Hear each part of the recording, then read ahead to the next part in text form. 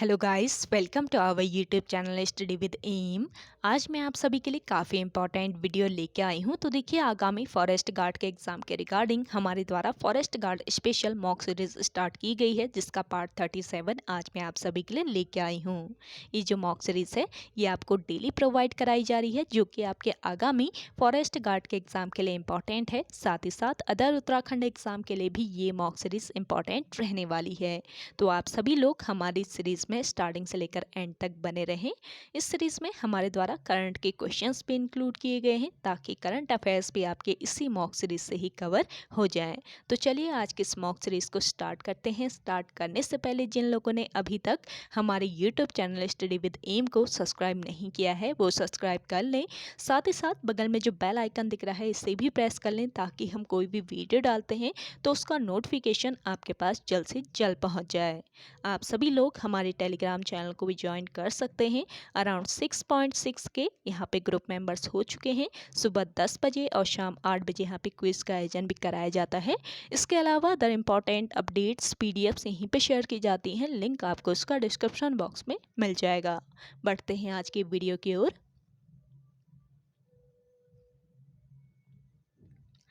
इस सीरीज का पहला क्वेश्चन है, हाल ही में किस देश ने औषधि उपयोग के लिए भांग को वैध बताया है? देखिए, हाल ही में थाईलैंड ने औषधि उपयोग के लिए भांग को वैध बताया है। ऑप्शन फर्स्ट इस क्वेश्चन का करेक्ट आंसर है।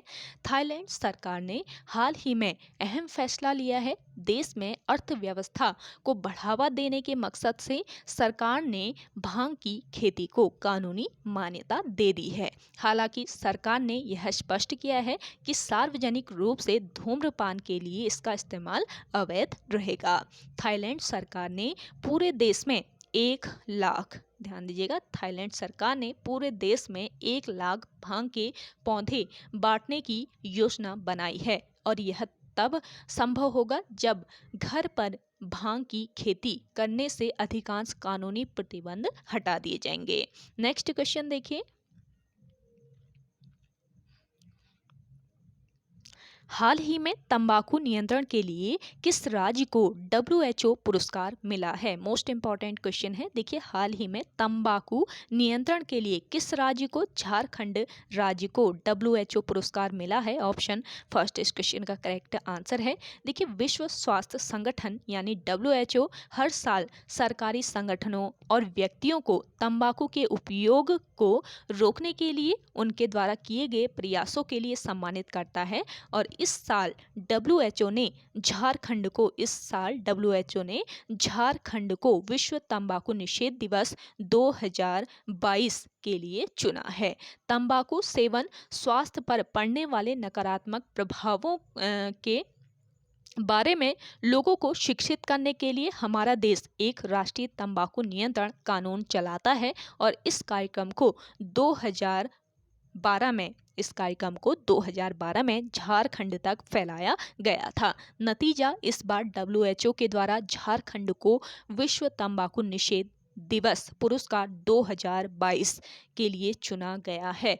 और देखिए, विश्व तंबाकू निषेध दिवस कब मनाया जाता है? 31 मई को। 31 मई का दिन हर साल विश्व तंबाकू निषेध दिवस के रूप में मनाया जाता है, और इसी दिन, विश्व तंबाकू निषेध दिवस के दिन ही झारखंड राज्य को यह पुरस्कार दिया गया है। तो ये पॉइंट आपको ध्यान में रखना है। नेक्स्ट क्वेश्चन देखिए, अंतर्राष्ट्रीय बुकर पुरस्कार 2022 से सम्मानित होने वाली भारतीय लेखिका कौन है? देखिए, अंतर्राष्ट्रीय बुकर पुरस्कार 2022 से सम्मानित होने वाली भारतीय लेखिका हैं गीतांजलि श्री। ऑप्शन फर्स्ट इस क्वेश्चन का करेक्ट आंसर है। देखिए, भारतीय लेखिका गीतांजलि श्री ने अमेरिकी अनुवादक डेजी रॉकवेल के साथ tomb of stand, TOMB, tomb of stand, tomb of stand नामक पुस्तक के लिए 2022 का अंतर्राष्ट्रीय बुकर पुरस्कार जीता है। ये ध्यान रखेंगे। भारतीय लेखिका जो गीतांजलि श्री हैं, इन्होंने अमेरिकी अनुवादक डेजी रॉकवेल के साथ टॉम्ब ऑफ स्टैंड नामक जो पुस्तक है इसके लिए 2022 का अंतर्राष्ट्रीय बुकर पुरस्कार जीता है। और यह पुस्तक मूल रूप से हिंदी में लिखी गई है। ध्यान दीजिएगा, मूल रूप से हिंदी में यह पुस्तक लिखी गई है और यह किसी भी भारतीय भाषा की पहली पुस्तक है। यह किसी भी भारतीय भाषा की पहली पुस्तक है जिसे हाई प्रोफाइल पुरस्कार मिला है। नेक्स्ट क्वेश्चन देखिए, किसाऊ बांध परियोजना किस नदी पर स्थित है? देखिए, किसाऊ बांध परियोजना ये स्थित है आपके किस नदी पर? टोंस नदी पर। ऑप्शन 4 इस क्वेश्चन का करेक्ट आंसर है। देखिए, किसाऊ बांध परियोजना ये किस जनपद में? देहरादून जनपद में। किसाऊ बांध परियोजना देहरादून जनपद में टोंस नदी पर स्थित है और यह 600 मेगावाट की परियोजना है। ध्यान रखिएगा कितने मेगावाट इसकी विद्युत उत्पादन क्षमता है? 600 मेगावाट। जिसकी लंबाई की बात करें तो 680 किलोमीटर इस परियोजना की लंबाई है। और देखिए, किसाऊ बांध बनाने की जो जिम्मेदारी है वो THDC यानी टिहरी हाइड्रो डेवलपमेंट कॉरपोरेशन को दी गई थी। किसाऊ बांध परियोजना को वर्ष 2016 में इसको राष्ट्रीय परियोजना घोषित किया गया था। तो इम्पोर्टेंट पॉइंट रहते हैं, इनको नोट कर लीजिए। अगला देखिए, माणा गांव में भीम पुल व भीमशिला किस नदी पर स्थित है? देखिए, माणा गांव आपके किस जनपद में स्थित है? चमोली जनपद में स्थित है माणा गांव। तो माणा गांव में भीम पुल व भीमशिला जो है ये किस नदी पर स्थित है ये बताना है। तो इसका राइट आंसर हो जाएगा सरस्वती नदी पर। ऑप्शन फर्स्ट इस क्वेश्चन का करेक्ट आंसर है। देखिए, माणा गांव चमोली जिले में स्थित अंतिम गांव है। चमोली जिले का ये अंतिम गांव है। माणा गांव पुराणों में इसका नाम क्या था? मणिभद्रपुरी। माणा गांव का पुराणों में नाम था मणिभद्रपुरी। और सरस्वती नदी पर बना पाषाण शिला पुल या भीम पुल माणा गांव के पास ही स्थित है। और माणा गांव भोटिया मारछा जनजाति का ग्रीष्मकालीन आवास स्थल है। ये भी आप ध्यान रखेंगे, माणा गांव जो है ये भोटिया मारछा जनजाति का ग्रीष्मकालीन आवास स्थल है। नेक्स्ट क्वेश्चन देखिए, गढ़वाली की दिवंगत विभूतियां पुस्तक के लेखक कौन है? देखिए, गढ़वाली की दिवंगत विभूतियां इस पुस्तक के लेखक हैं भक्त दर्शन। इस पुस्तक के लेखक कौन है? भक्त दर्शन है। ऑप्शन 4 इस क्वेश्चन का राइट आंसर है। देखिए, भक्त दर्शन पौड़ी के रहने वाले थे। ध्यान रखिएगा, कहाँ के रहने वाले थे? पौड़ी गढ़वाल के ये रहने वाले थे भक्त दर्शन। इनके पिता का नाम क्या था? गोपाल सिंह। माता का नाम, पिता का नाम। तो ये बेसिक चीजें हैं, इनको ध्यान रखिए क्योंकि आयोग के द्वारा कभी कभी ऐसे ही क्वेश्चन बन जाते हैं। और भक्त दर्शन का मूल नाम अगर आपसे पूछा जाता है तो इनका मूल नाम था राजदर्शन। भक्त दर्शन का मूल नाम था और पिता का नाम था इनके गोपाल सिंह। भक्त दर्शन ने अपने नाम से जाति सूचक शब्द हटा दिया था और वर्ष 1939 की बात करें तो वर्ष 1939 में इन्होंने भैरव दत्त धुलिया के साथ मिलकर लैंसडाउन से कर्मभूमि पत्रिका का प्रकाशन किया था। तो ध्यान रखिएगा, कर्मभूमि पत्रिका का प्रकाशन कहाँ से होता है, ऐसा क्वेश्चन भी आयोग के द्वारा बन सकता है। तो लैंसडाउन से कर्मभूमि जो पत्रिका है इसका प्रकाशन होता है। और किसके द्वारा इसका प्रकाशन शुरू किया गया? भक्त दर्शन और भैरव दत्त धुलिया दोनों के द्वारा मिलकर लैंसडाउन से कर्मभूमि पत्रिका का प्रकाशन किया गया वर्ष 1939 ईस्वी में। तो सारे ही पॉइंट आपको यहाँ पे ध्यान में रखने हैं, नोट कर लीजिए हो सके तो। अगला देखिए, चौबटिया में पर्वतीय शोध केंद्र की स्थापना किस वर्ष की गई? देखिए, चौबटिया में पर्वतीय शोध केंद्र जो है इसकी स्थापना की गई किस वर्ष? वर्ष 1932 ईस्वी में। ऑप्शन 3 इस क्वेश्चन का करेक्ट आंसर हो जाएगा। चौबटिया में पर्वतीय शोध केंद्र की स्थापना कब की गई? 1932 ईस्वी में की गई। देखिए, चौबटिया आपके कहाँ पर स्थित है? अल्मोड़ा जनपद के रानीखेत में यह स्थित है चौबटिया।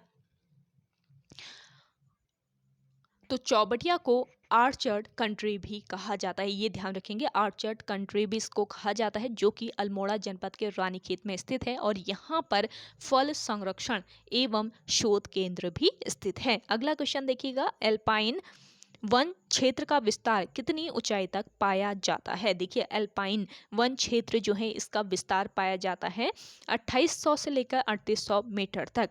ऑप्शन 4 इस क्वेश्चन का करेक्ट आंसर हो जाएगा। 2800 से लेकर 3800 मीटर की ऊंचाई तक अल्पाइन वन क्षेत्र का विस्तार पाया जाता है। अल्पाइन वन 2700 मीटर से अधिक ऊंचाई में पाए जाते हैं और इनमें प्रमुख वन की बात करें तो अल्पाइन वनों में प्रमुख वन कौन कौन से हैं? देखिए देवदार, इसके अलावा बुरांस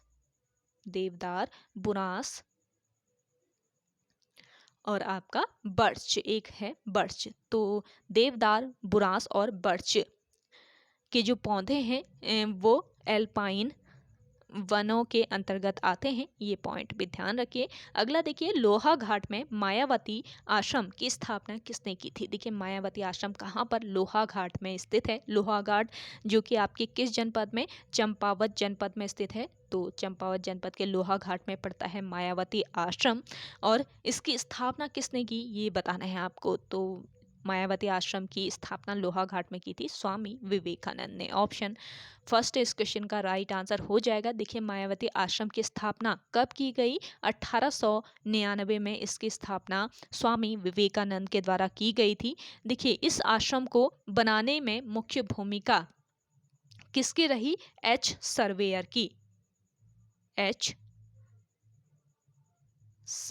की इसको बनाने में एच सेवियर इसको करेक्ट कर लीजिएगा। एच सेवियर की मुख्य भूमिका रही इस आश्रम को बनाने में। और मायावती आश्रम के प्रथम प्रमुख कौन थे? स्वामी स्वरूपानंद। ध्यान रखिएगा, मायावती आश्रम के प्रथम प्रमुख बने स्वामी स्वरूपानंद।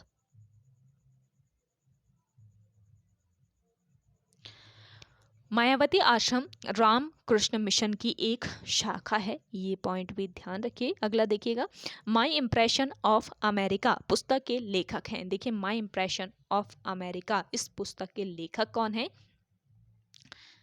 इस पुस्तक के लेखक हैं कमलेंदुमती शाह। ऑप्शन थर्ड इस क्वेश्चन का करेक्ट आंसर हो जाएगा। माई इम्प्रेशन ऑफ अमेरिका जो पुस्तक है इसके लेखक हैं कमलेंदुमती शाह।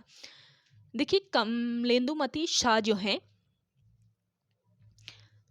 इनको वर्ष 1958 ईस्वी में पद्म भूषण जो सम्मान है इससे सम्मानित किया गया था। जन सेवा के क्षेत्र में उल्लेखनीय कार्य किया था इन्होंने। तो जन सेवा के क्षेत्र में उल्लेखनीय योगदान के लिए वर्ष 1958 ईस्वी में इन्हें पद्म भूषण सम्मान से सम्मानित किया गया कमलेंदुमती शाह को। और टिहरी रियासत के महाराजा नरेंद्र शाह की महारानी कमलेंदुमती शाह 1952 ईस्वी में टिहरी से प्रथम लोकसभा के लिए चुनी गई थी और ये ऑल इंडिया वुमेन एसोसिएशन जो है इसकी आजीवन सदस्य भी रही।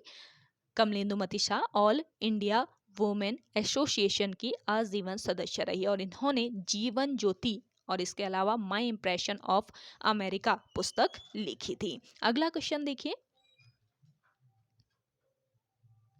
उकाई बांध परियोजना किस राज्य में स्थित है? देखिए उकाई बांध परियोजना की बात करें तो ये किस राज्य में स्थित है? जिन लोगों को आंसर आ रहा है आप कमेंट सेक्शन में कमेंट कीजिए, ज़्यादा से ज़्यादा लोग। और सेशन पसंद आ रहा है आपको तो लाइक कर लेना है आपको। जिन लोगों ने अभी भी हमारे YouTube channel study with M को सब्सक्राइब नहीं किया है वो सब्सक्राइब कर लीजिए। और देखिए आपको ये सेशन डेली प्रोवाइड कराया जा रहा है। कल थोड़ा सा टाइम नहीं मिल पाया मेरे को रिकॉर्ड करने का इस सेशन को, तो कल नहीं आ पाई थी। वैसे आपको डेली ही प्रोवाइड कराई जा रही है। कल से आपको डेली रात को 8 बजे ये सीरीज़ मिलेगी और कल से आपको सुबह 10 बजे हिंदी की सीरीज़ भी प्रोवाइड कराई जाएगी। तो आप सुबह 10 बजे हिंदी की सीरीज़ को भी ज़रूर ज्वाइन कीजिएगा। और इसके अलावा देखिए कोई भी नोटिफिकेशन होता है आईओ के द्वारा, कोई भी अपडेट डाला जाता है या आपके वैकेंसी के रिगार्डिंग कोई अपडेट्स होती हैं तो वो भी हमारे YouTube channel study with M पर आप सभी को प्रोवाइड कर दी जाती है। तो आप सभी लोग ज़्यादा से ज़्यादा स्टडी विद एम को सब्सक्राइब कर लीजिए और ज़्यादा से ज़्यादा फॉलो कीजिएगा। कोई भी अपडेट आता है तो आप तुरंत देख सकते हैं, क्योंकि आपके आगामी एग्ज़ाम के लिए इम्पॉर्टेंट रह सकता है वो। और साथ ही साथ आपके कोई भर्ती के रिगार्डिंग रहता है तो आप नई वैकेंसी भर सकते हैं। तो आप सभी लोग स्टडी विद एम को ज़्यादा से ज़्यादा सपोर्ट कीजिएगा। इसके अलावा क्लासेस आपको यहाँ पे प्रोवाइड कराई ही जा रही हैं, तो क्लासेस आप डेली बेसिस पे ज्वाइन कर सकते हैं। देखिए उकाई बांध परियोजना की बात करें तो ये किस राज्य में स्थित है? उकाई बांध परियोजना स्थित है आपके गुजरात राज्य में। ऑप्शन फर्स्ट इस क्वेश्चन का करेक्ट आंसर है उकाई बांध परियोजना गुजरात राज्य के उकाई उकाई गांव में स्थित है। किस गांव में भी पूछा जा सकता है, तो उकाई ही गांव में ये स्थित है उकाई बांध परियोजना। और यह परियोजना किस नदी पर बनाई गई है? ताप्ती नदी पर। ताप्ती नदी पर यह परियोजना बनाई गई है। और देखिए भाखड़ा बांध की बात करें, भाखड़ा बांध भी जो है वो किस नदी पर बनी है? भाखड़ा बांध बनी है आपके सतलुज नदी पे, ये नोट कर लीजिएगा, ये भी इंपॉर्टेंट पॉइंट है। और नागार्जुन सागर बांध आपसे पूछा जाए किस नदी पर स्थित है, तो कृष्णा नदी पर है आपकी नागार्जुन सागर बांध। और आपसे पूछा जाए कि पंडोह बांध ये किस नदी पर स्थित है, तो पंडोह बांध जो है ये आपके ब्यास नदी पर स्थित है। तो ये भी इम्पॉर्टेंट पॉइंट रहते हैं आपके एग्जाम के लिए। अगला देखिएगा, विख्यात सोमनाथ मंदिर को किसने नष्ट किया था? देखिए विख्यात जो सोमनाथ मंदिर है इसको नष्ट किया था किसने? सुल्तान महमूद ने। ऑप्शन थर्ड इस क्वेश्चन का करेक्ट आंसर है। देखिए सोमनाथ मंदिर ये किस राज्य में? गुजरात राज्य में। गुजरात राज्य में स्थित है आपका सोमनाथ मंदिर। सोमनाथ मंदिर गुजरात राज्य में स्थित एक अत्यंत प्राचीन व ऐतिहासिक शिव मंदिर है। शिव का ये मंदिर है, भगवान शिव का। और यह मंदिर हिंदू धर्म के उत्थान पतन के इतिहास का प्रतीक रहा है। और सोमनाथ मंदिर की जो व्यवस्था है और इसका जो संचालन है वो किसके द्वारा किया जाता है? सोमनाथ ट्रस्ट के द्वारा इसका संचालन या इस मंदिर की व्यवस्था की जाती है। अगला क्वेश्चन देखिएगा, निम्न में से कौन सी महासागरीय धारा हिंद महासागर से संबंधित है? आपको बताना है। आपके सामने चार ऑप्शन दिए हैं, देखिए आप चारों ऑप्शन देख लीजिए। कौन सी जो महासागरीय धारा है वो हिंद महासागर से संबंधित है, ये आपको बताना है। देखिए फ्लोरिडा जो आपकी फ्लोरिडा धारा है इसकी बात करें तो ये किस महासागर से संबंधित है? फ्लोरिडा। और आपकी कनारी धारा जो है ये संबंधित है अटलांटिक महासागर से। अटलांटिक महासागर से संबंधित है आपकी फ्लोरिडा धारा और कनारी धारा। और बात करें क्यूराइल की, क्यूराइल जो धारा है ये किस महासागर से संबंधित है? ये संबंधित है आपके प्रशांत महासागर से। लेकिन जो आपका अगुलहास है ये किससे संबंधित है? ये आपके हिंद महासागर से संबंधित है। तो ये आपको ध्यान में रखना है, हिंद महासागर। इस क्वेश्चन का राइट आंसर हो जाएगा ऑप्शन थर्ड अगुलहास। अगुलहास धारा हिंद महासागर से संबंधित है। अगर आपसे क्वेश्चन पूछा जाए आयोग से, आयोग के द्वारा कि सबसे बड़ा महासागर कौन सा है, तो प्रशांत महासागर सबसे बड़ा महासागर है। और आपसे पूछा जाए एकमात्र महासागर जिसका नाम किसी देश पे रखा गया है तो वो कौन सा महासागर है? वो है आपका इंडियन ओशन यानी कि हिंद महासागर, जो कि इंडिया के नाम पर रखा गया है। और प्रशांत महासागर में आपसे पूछा जाए कि प्रशांत महासागर में सबसे गहरी जो गर्त है उसका नाम क्या है? सबसे गहरी गर्त आपके किस महासागर में? प्रशांत महासागर में पाई जाती है। ये इंपॉर्टेंट पॉइंट है, इसको नोट कर लीजिए। और कौन सी इस गर्त का नाम क्या है? इस गर्त का नाम है मेरियाना ट्रेंच। ये ध्यान रखेंगे, प्रशांत महासागर में सबसे गहरी जो गर्त पाई जाती है इसका नाम क्या है? मेरियाना ट्रेंच, जो कि फिलीपींस द्वीप समूह के पास स्थित है। अगला क्वेश्चन देखिए, जिन लोगों ने सेशन को शेयर नहीं किया जल्दी से आप सभी लोग शेयर कर दीजिए। अगला है देखिए, भारतीय राष्ट्रीय कांग्रेस के पहले अधिवेशन में कितने प्रतिनिधियों ने भाग लिया था? देखिए, राष्ट्रीय कांग्रेस के पहले अधिवेशन में भाग लेने वाले प्रतिनिधियों की संख्या कितनी थी? 72 थी। ऑप्शन 4 तो यहाँ पे आपका बिल्कुल राइट आंसर हो जाएगा। देखिए 28 दिसंबर 1885 ईस्वी को पुणे में, ध्यान दीजिएगा कहाँ पर, पुणे में 28 दिसंबर 1885 को पुणे में एक मीटिंग ऑर्गेनाइज होनी थी, लेकिन पुणे में उसी समय प्लेग की जो बीमारी है वो फैल जाती है। प्लेग की बीमारी इसी दौरान फैलती है। कब? 28 दिसंबर 1885 के दौरान। तो वहाँ पर जब प्लेग की बीमारी फैल जाती है तो इस कारण से यह जो मीटिंग होती है ये कहाँ पर आयोजित की जाती है? मुंबई में। मुंबई में यह मीटिंग गोकुल दास तेजपाल संस्कृत विद्यालय के मैदान में आयोजित की जाती है और यहीं पर कांग्रेस का गठन होता है। कहाँ पर? मुंबई में ही कांग्रेस का गठन होता है इसी मीटिंग के दौरान। इसमें कांग्रेस का अध्यक्ष कौन थे पूछा जा सकता है। इसमें कांग्रेस के अध्यक्ष थे WC बनर्जी। और अगर आपसे पूछा जाए कि कांग्रेस का जनक किसे कहा जाता है तो नोट कर लीजिएगा, A.O. ह्यूम को कांग्रेस का जनक कहा जाता है। लेकिन जो कांग्रेस की अध्यक्षता की थी इसमें, इस जो आपका ये मीटिंग हुई थी इसमें कांग्रेस की अध्यक्षता किसने की थी? WC बनर्जी ने। तो जो कि ये मीटिंग कहाँ पर? मुंबई में आयोजित की गई थी, ये ध्यान रखेंगे। इसकी अध्यक्षता WC बनर्जी ने की थी। और इसके महासचिव कौन थे पूछे जाए तो A.O. ह्यूम इसके महासचिव थे। और कांग्रेस के पहले अंग्रेज अध्यक्ष कौन थे, ये भी आयोग के द्वारा क्वेश्चन पूछा जा सकता है। तो कांग्रेस के पहले अंग्रेज अध्यक्ष थे जॉर्ज यूले। इन सभी को नोट कर लीजिएगा। साथ ही साथ अगर आपसे पूछा जाए कि मुस्लिम अध्यक्ष, पहले कांग्रेस के पहले मुस्लिम अध्यक्ष कौन थे तो बदरुद्दीन तैयबजी पहले मुस्लिम अध्यक्ष थे कांग्रेस के। और कांग्रेस के ही पहले पारसी अध्यक्ष थे दादा भाई नौरोजी। और आपसे पूछा जाए कि देश की स्वतंत्रता के समय कांग्रेस के अध्यक्ष कौन थे तो JB कृपलानी देश की स्वतंत्रता के समय कांग्रेस के अध्यक्ष थे। कांग्रेस की पहली महिला अध्यक्ष पूछी जाती है तो कांग्रेस की पहली महिला अध्यक्ष थी एनी बेसेंट। और पहली भारतीय महिला अध्यक्ष थी सरोजिनी नायडू। गांधी जी ने कौन से अधिवेशन की अध्यक्षता की थी? क्वेश्चन पूछा जा सकता है, गांधी जी ने कौन से अधिवेशन की अध्यक्षता की थी तो 1924 जो बेलगाम अधिवेशन हुआ था इसकी अध्यक्षता की थी गांधी जी ने। और वहाँ पर गांधी जी ने पहली बार कांग्रेस की अध्यक्षता की थी। कहाँ पर पहली बार कांग्रेस की अध्यक्षता गांधी जी ने कब की तो 1924 का जो बेलगाम अधिवेशन था उसकी सबसे पहले अध्यक्षता की थी गांधी जी ने। यदि आपसे क्वेश्चन पूछा जाए कि गांधी जी ने कांग्रेस के किस अधिवेशन में पहली बार भाग लिया था तो कौन सा अधिवेशन होगा? 1901 का कलकत्ता अधिवेशन। 1901 का जो कलकत्ता अधिवेशन था इसमें गांधी जी ने सबसे पहले, इस अधिवेशन में गांधी जी ने सबसे पहली बार भाग लिया था। तो इन सभी इम्पॉर्टेंट पॉइंट्स को आप सभी नोट कर लीजिएगा। इम्पॉर्टेंट पॉइंट है, अगर मैं स्क्रीन पर लिखने लग गई तो इतने लिखने में काफ़ी देर लग जाएगी, तो आप सभी लोग नोट कर लीजिए अपने नोटबुक में। अगला देखिए, द्वाराहाट मंदिरों का जीर्णोद्धार किस वर्ष किया गया? देखिए द्वाराहाट जो मंदिर है इसका जीर्णोद्धार किया गया था वर्ष 1918 ईस्वी में। ऑप्शन फर्स्ट इस क्वेश्चन का करेक्ट आंसर है। देखिए द्वाराहाट को हिमालय की द्वारिका कहा जाता है। हिमालय की द्वारिका कहा जाता है किसको?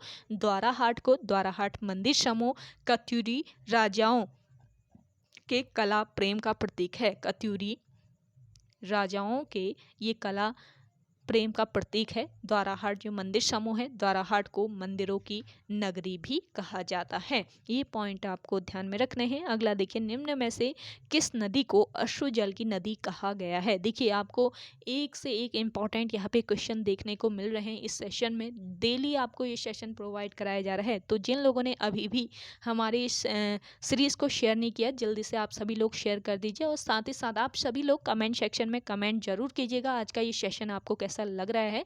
आप सभी के कमेंट का हम लोगों को इंतज़ार रहता है, क्योंकि देखिए काफ़ी मेहनत लगती है मुझे भी इस सीरीज़ को बनाने में। तो आप सभी लोग अपना फीडबैक ज़रूर दीजिएगा कमेंट सेक्शन में। आज आपको ये सेशन कैसा लगा और कितने लोगों ने आज के इस सेशन में नोट्स बनाए हैं, आप सभी लोग ज़्यादा से ज़्यादा लोग कमेंट कीजिएगा। तो देखिए कौन सी नदी है ऐसी जिसको अश्रु जल की नदी कहा जाता है, ये नदी है टोंस नदी। ऑप्शन सेकेंड यहाँ पे आपका बिल्कुल राइट आंसर हो जाएगा। देखिए टोंस नदी यमुना की सबसे प्रमुख सहायक नदी है। इंपॉर्टेंट पॉइंट है, नोट कर लीजिए। टोंस नदी जो है वो किस नदी की, यमुना नदी की सबसे प्रमुख सहायक नदी है। और यह जो है किस जनपद के, उत्तरकाशी जनपद के, उत्तरकाशी जनपद में स्थित बंदरपूछ पर्वत के उत्तरी ढाल के स्वर्गारोहिणी ग्लेशियर से निकलने वाली रूपिन नदी व हिमाचल प्रदेश के डोबरा क्वार क्षेत्र से आने वाली रूपिन नदी के मिलने से बनी है। यानी कि ये नदी जो है टोंस नदी कौन कौन सी नदी से मिलकर बनी है, सुपिन नदी और रूपिन नदी। सुपिन नदी कहाँ से निकलती है, सुपिन नदी उत्तरकाशी स्थित बंदरपूछ पर्वत के उत्तरी ढाल के स्वर्गारोहिणी ग्लेशियर से निकलती है, ये ध्यान रखेंगे। और रूपिन नदी जो है ये हिमाचल प्रदेश के डोबरा क्वार क्षेत्र से आती है। तो इन दो नदियों के मिलने से बनती है कौन सी नदी, टोंस नदी। और देखिए जो टोंस नदी है ये कुछ ही दूरी तक तमसा के नाम से जानी जाती है। रूपिन और सुपिन नदियाँ जहाँ पर मिलती है, तो रूपिन और सुपिन नदियों के मिलने से टोंस नदी बनती है। और ये कुछ दूरी तक किस नाम से जानी जाती है, तमसा। टोंस नदी कुछ दूरी तक तमसा के नाम से जानी जाती है। टोंस नदी उत्तराखंड और हिमाचल का बॉर्डर निर्धारित करते हुए बहती है, ये ध्यान रखेंगे। आपसे पूछा जाए कि कौन सी नदी ऐसी है जो उत्तराखंड और हिमाचल का बॉर्डर निर्धारित करती है, तो ये है आपकी टोंस नदी। और सहायक नदियों की हम बात करें टोंस नदी की, तो खूनी गाड़ और मौना गाड़ और मौना गाड़ इसकी सहायक नदियां हैं। नेक्स्ट क्वेश्चन देखिए, गढ़वाल की प्रथम महिला लेखिका विद्यावती डोभाल की पहली रचना कौन सी है। देखिए गढ़वाल की प्रथम महिला लेखिका कौन है, विद्यावती डोभाल है। और इनकी पहली जो रचना है वो है अमृत की बूंदें। ऑप्शन फर्स्ट आपका यहाँ पे राइट आंसर हो जाएगा। देखिए विद्यावती डोभाल, इनके जन्म की बात करें तो वर्ष 1902 ईस्वी में गढ़वाल में इनका जन्म हुआ है। गढ़वाल में इनका जन्म हुआ और ये गढ़वाल की पहली महिला लेखिका, कवियत्री, समाज सेविका और विमान परिचायक हैं। और वर्ष 1929 में इनकी पहली रचना अमृत की बूंदें गढ़वाली प्रेस देहरादून से प्रकाशित हुई। किस प्रेस से, गढ़वाली प्रेस देहरादून से अमृत की बूंदें जो रचना है इसका प्रकाशन होता है। और अन्य रचनाओं की बात करें हम तो इनकी अन्य रचनाएं कौन से हैं, पगली का प्रलाप, इसके अलावा खंडूली कुल की विभूतियाँ, और इसके अलावा है एवरेस्ट के देवता। तो इनकी अन्य रचनाएं हैं, ये भी आप ध्यान में रखिए। अगला क्वेश्चन देखिए,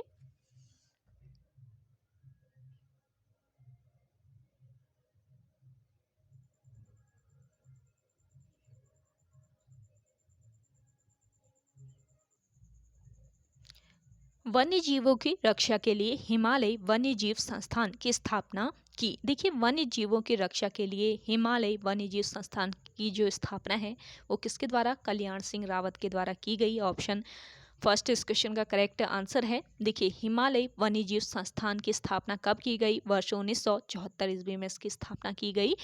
और मैती जो आंदोलन था जिसके प्रवर्तक कौन थे, कल्याण सिंह रावत थे। तो मैती आंदोलन को मूर्त रूप भी इसी संस्थान के द्वारा, किस संस्थान, हिमालय वन्य जीव संस्थान के द्वारा दिया गया। मैती आंदोलन कब शुरू हुआ, वर्ष 1996 ईस्वी में यह आंदोलन शुरू हुआ और इस आंदोलन के प्रवर्तक थे कल्याण सिंह रावत। तो ये पॉइंट ध्यान रखेंगे, काफ़ी इंपॉर्टेंट क्वेश्चन है। अगला देखिए, किस नृत्य को केदार नृत्य के नाम से भी जाना जाता है। तो ये नृत्य है आपका कौन सा नृत्य, मंडाण नृत्य, जिसको केदार नृत्य के नाम से भी जाना जाता है। ऑप्शन फोर्थ यहाँ पे आपका बिल्कुल राइट आंसर है। देखिए मंडाण नृत्य गढ़वाल क्षेत्र के टिहरी एवं उत्तरकाशी जनपदों में देवी देवता पूजन और शादी विवाह के मौकों पर किया जाता है। गढ़वाल क्षेत्र के टिहरी और उत्तरकाशी तो टिहरी और उत्तरकाशी जनपदों में देवी देवता पूजन, शादी विवाह के मौक़ों पर यह नृत्य किया जाता है। और एकाग्रता, ध्यान रखिएगा, एकाग्रता इस नृत्य की पहली शर्त है। इस नृत्य को करने के लिए एकाग्रता का होना बहुत ज़रूरी है। और यह नृत्य का अंत जो है ये चाली या फिर भौर, ये ध्यान रखेंगे, चाली या फिर भौर से इस नृत्य का अंत होता है। अगला क्वेश्चन देखिएगा,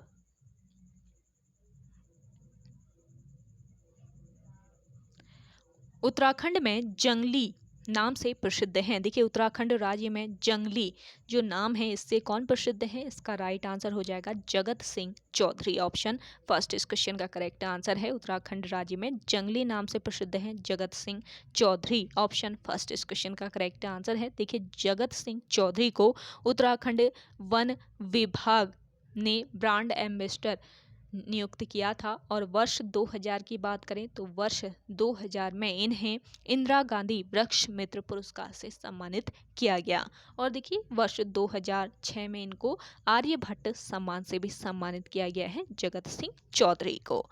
तो ओके गाइज, आज के इस सेशन में इतना ही। आई होप आपको आज का ये सेशन पसंद आया होगा। अगर आज का ये सेशन आपको पसंद आता है तो इस सेशन को लाइक कीजिए, शेयर कीजिए। जिन लोगों ने अभी भी हमारे YouTube channel study with M को सब्सक्राइब नहीं किया है वो सब्सक्राइब कर लीजिए।